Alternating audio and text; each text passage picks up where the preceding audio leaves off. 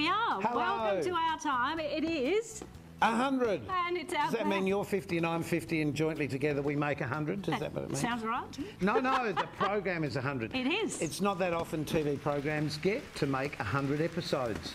And the crew here at Our Time have exactly done that. They have. Exceedingly well. And we've enjoyed cake and everything. Shame you couldn't have joined us. Yes, I've still got some for We've had after.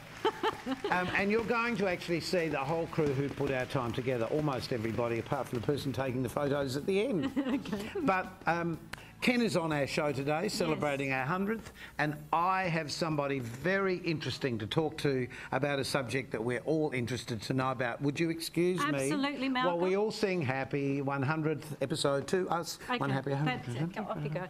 Now, Malcolm is actually something very interesting for all of us regarding money. So over to you, Malcolm. Thank you, Janice. It's my great pleasure to welcome back to Our Time John Grocke, who is a financial planner. Brilliant. Thank you, Malcolm. Lovely to see you again, John. Likewise. Because last time when we spoke, or perhaps before we talk about last time when we spoke, just explain to everybody what a financial planner really does. It's obvious, really, but... I guess there are a couple of things which a financial planner does which other people don't do, and that is to talk to people about their goals and objectives and the things that they might want to look forward to, and then help people plan strategies and ways that they might achieve them. So really, you're never too old to have a plan? Absolutely not. Even if you're sort of heading to shuffle off this mortal coil, you still need to put things in place, don't you? I think, as the saying goes, people don't plan to fail, they just fail to plan. And a plan is a really effective way of bringing about a focus to the things that people might want to achieve. And it's really the focus. It's a little bit like the analogy of seeing a red car and a particular model of car on the road. If you've bought one, you notice them all. So it's about, it's about the focus. Actually, that's really true. I drive a little smart car, which I love. And I've noticed that all smart car owners are now starting to say hi, which is lovely. Yes. Okay, so last time we talked, the world finance was in a completely different position to what it is now. Yes. So could you just update us a little bit of what's changed over the last 6 months? I think there are probably a couple of things. The things that were happening in Europe and America, who are probably the two key countries or regions that affect things globally in a financial sense, have eased and part solutions have been found. I'm not sure that they've found the solutions entirely, but for the time being, those issues have been put forward. And I would suggest the other thing is that there's a lot of additional stimulus going on by governments to ensure that their economies don't drift back into a very low or poor economic state. So that stimulus is actually generating activity, particularly in share markets. Well, let's talk a little bit more about the share market, Sure. but I think the problem is we keep hearing about how bad things are, or with Greece and with Malta and that area in the Mediterranean having more and more issues in our daily news, and it's sort of, I think it puts the wind up everyone, to be frank. It really reminds people that some of the issues that are going on in Europe aren't resolved fully. And when you see a small nation like Cyprus actually have a banking issue, it's the fear of that rippling out to other larger economies. And in truth, although it has affected Australia, this world financial crisis, Australia is probably one of the least affected countries. Is that correct? Because we sort of get that in the balance of stories. We've probably been fortunate that we don't have, we started with a very low base in terms of debt, and we're probably considered one of the strongest economies globally, even though we're only a small economy by comparison, but our books, even though we have a substantial amount of debt now, compared to historically where we might have been, we're still very much better off than the majority. So once again, isn't it great to live in Australia? Probably the most important thing that we often forget. And interestingly, international artists, people are travelling to Australia to promote their wares, and that's probably because our economy is stronger than a lot of others. Well, truth is, I've noticed in our sort of show business side of my life, I've noticed people are starting to go out again. We've just been through in South Australia the Adelaide Festival of Arts and Fringe Festival, which has been huge, and there's been a lot of money come into our economy, and a lot of people are smiling again. So I'm just a mum and dad investor, and I'm interested to know what's happened to either my super or my share market investments. What has happened in the last 6 months? The news is certainly much better. I think since, say, July last year, things have improved, and I would suggest that if people are invested in shares, that it's not uncommon to see 20% or more return on those shares in the last 8 months. Okay. For a balanced investor, and balanced is an investor profile that a lot of people may have in their superannuation, they've probably experienced 12 to 15% in that same period. So when people were saying 18 months, a year ago, oh, I've just lost 50,000, I've just lost 150,000 off my super or off my investments, those things are starting to correct themselves? They certainly are. So it's one of those, what goes down generally comes back up again.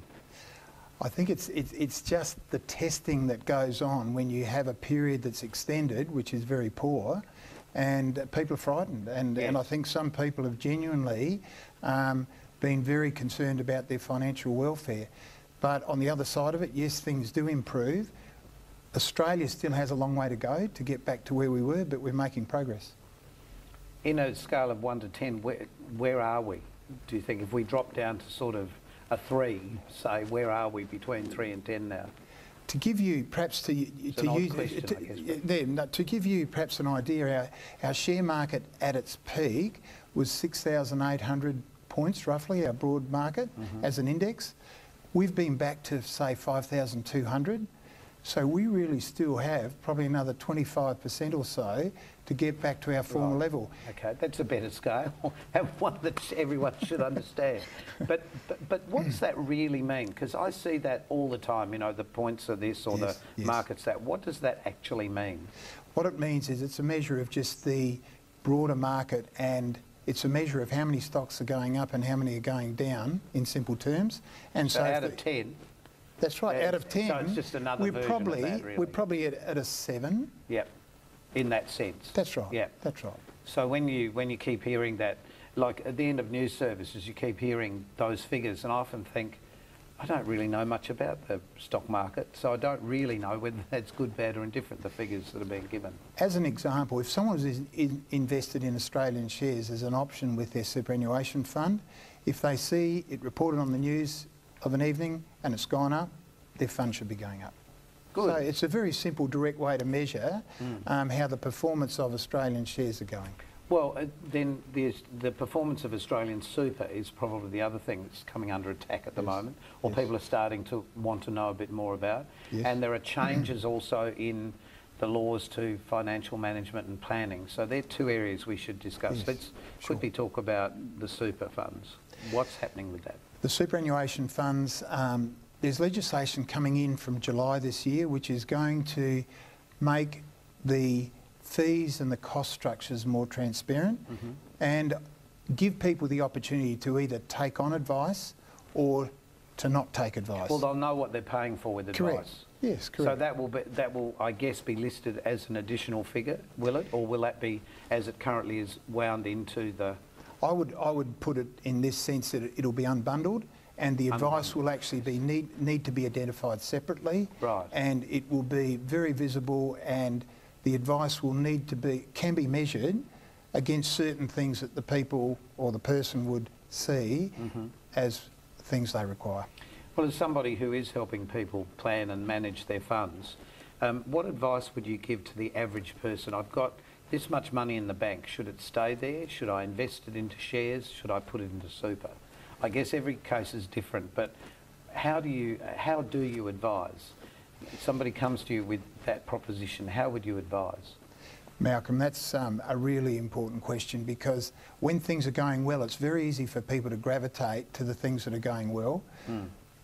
We have an obligation to have a conversation with people about where they feel comfortable investing, and I'd probably comfort test is a good way to describe the types of questions we would ask, and like such as how do you feel about the extremes of return that might be possible over the next 5 years, when one extreme might be -18 and the positive might be 26%.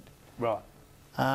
So there will So if be, you go into a risky one with a high turnover, the chances of that fluctuating is fairly high too. or the contrast between the highest return and the lowest return can be greater.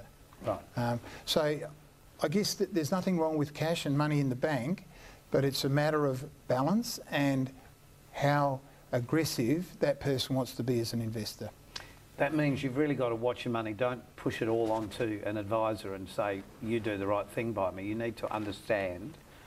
So it's really up to every advisor to give as much advice as you can, but for you to understand it. The advisor perhaps should be coaching and providing education so that people understand the risk they're taking on. Always good to remember. Thanks once again, John, for being with us on our time, and hopefully we've answered a couple of your questions about where the market is.